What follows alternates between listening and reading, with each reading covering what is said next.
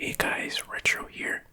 Today I'm going to do a preview predictions video for WWE Survivor Series WarGames 2024.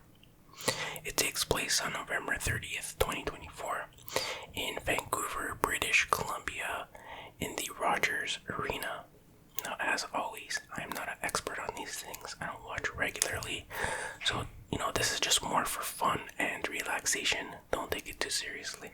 Okay, first up is a singles match for the WWE United States Championship. It features your current champion, LA Tonight, versus Milkshake Nakamura. Now, it's been a while since I've seen Milkshake. Not sure where he's been, and I'm not sure if he returned with a different gimmick, a different flavor, if you will. Last time I remember seeing him, he was a heel. I'm assuming that he still is. It should be a good match. Not too much to say about it, I guess. So my prediction is that LA Tonight will retain his United States Championship with his BLT kick. It should be a good match, and one thing's for sure, it should leave a big stain on the WWE landscape forever. Next up is a triple stench match for the WWE Inconsequential Championship, featuring your current champion, Bunsen Burner, versus Shamu, versus Ludwig von Koopa. Now, as many of you know, I'm not the biggest fan of triple stench matches, and this will probably be no different, although sometimes they surprise me. I think they had a recent one, I can't remember who was in it. I was like, you know what, that was kind of the best match on the card, but we'll see about this one. They just get too chaotic for me sometimes. And I think what Shamu, I haven't seen him in a while either. I don't know if he was injured or what, but it's good to see him in a match. And honestly, I haven't seen Bunsen Burner in a while either. I usually only watch the special events, so I'm sure he wrestles on the weekly shows, whichever show he's on, but I haven't seen him really recently. It should be fun. Bunsen Burner, I still don't see what other people see in him, his potential and all that stuff. I'm not saying he's not good or doesn't have potential, I just haven't seen it yet, so hopefully I'll see some of that today. With that being said, I don't see them taking the belt off him at this time. So I'm going to say the winner will be Bunsen Burner. And one thing's for sure, this will definitely leave a big stain on the WWE landscape forever. Next up is the Women's WarGames match. Now bear with me here because this features about 1,582 competitors. We have Rhea Ripley, Blanca Belair, Wyoming, Marble Rye, and Bayleaf versus the Hung Jury consisting of Liv Morgan and Raquel, Nylon Sax, Tiffany Manhattan, and Candy Rain. So we'll name them Team Ripper and Team Oregon. This is going to be chaos. Let's talk about the rules of a WarGames match first. So what happens is every 937 seconds, a fan is randomly chosen from the audience. Now, they have to run up to the concession stand area, buy 2 roses, a red one and a blue one, corresponding to each team. So the fan has to eat one of the roses, and then they give the other rose to one of the teams, and then they play a round of hot potato with you know what? I actually don't know how it works.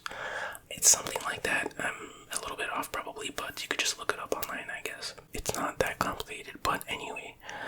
What can I say about this match? I guess the Ripper Oregon feud is still going on. It's been going on for 20 years, I think. I don't know what to say. I guess it'll be entertaining, chaotic. I'm sure there'll be a lot of dangerous spots, broken limbs, all that kind of good stuff. I don't know, I'm gonna go, and oh yeah, of course, Dominic Toretto's gonna get involved one way or another, we know that. I don't know, I'm just gonna say that Team Ripper is gonna win the match, and she'll probably Ripper Oregon, if you know what I mean, rip out Liv Organ, I guess, I don't know. So yeah, I'll go with Team Ripper, and one thing's for sure, it's gonna leave a big stain on the WWE landscape forever. Okay then, a singles match for the World Heavyweight Championship, featuring your current champion, Uter, versus Damian Breach. This should be fun. I like Uter.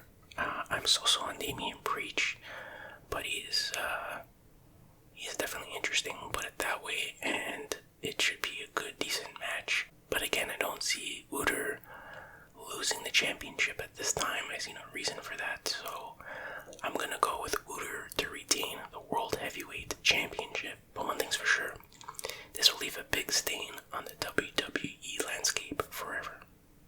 And finally, we have the men's Warstains match, featuring Roman Reigns, the Lenos consisting of Jay Leno and Bimmy Leno, Jamie Stain, and CM Punch with Ball Bearer, versus the Breadline, Yolo Sikoa, Jacob's Ladder, Temu Tonka, Tonka Temu, and Buffalo. So we'll call them Team Rage and Team New Bread.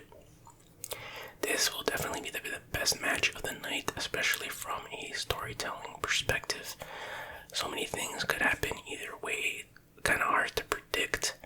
My first thought was the New Bread, they won against Team Rage or whatever back at the Clown Jewel event, I believe. So I'm thinking, okay, Team Rage is going to get their revenge, they're going to get their win, and everything will be right in the universe. But I'm hearing rumors that we're going to see a return of the Jock, and it's been a while since we've seen him. I can't even remember the last time, but I think he was still a heel. Now in real life, apparently the Jock is a heel, like everybody seems to hate him now. I think it's partially because of his behavior on the sets of his movies. I don't know, something about he took a dump in the director's coffee or something. I don't know, bro. I don't even know if that's true, but something like that. And so everybody seems to hate him. So, but the question is, who's he going to help, Team Rage or Team New Bread?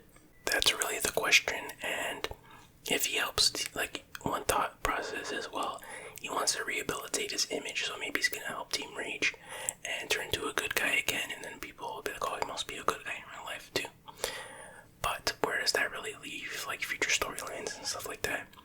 If he helps Team New Bread, then it sets up two big money matches in the future.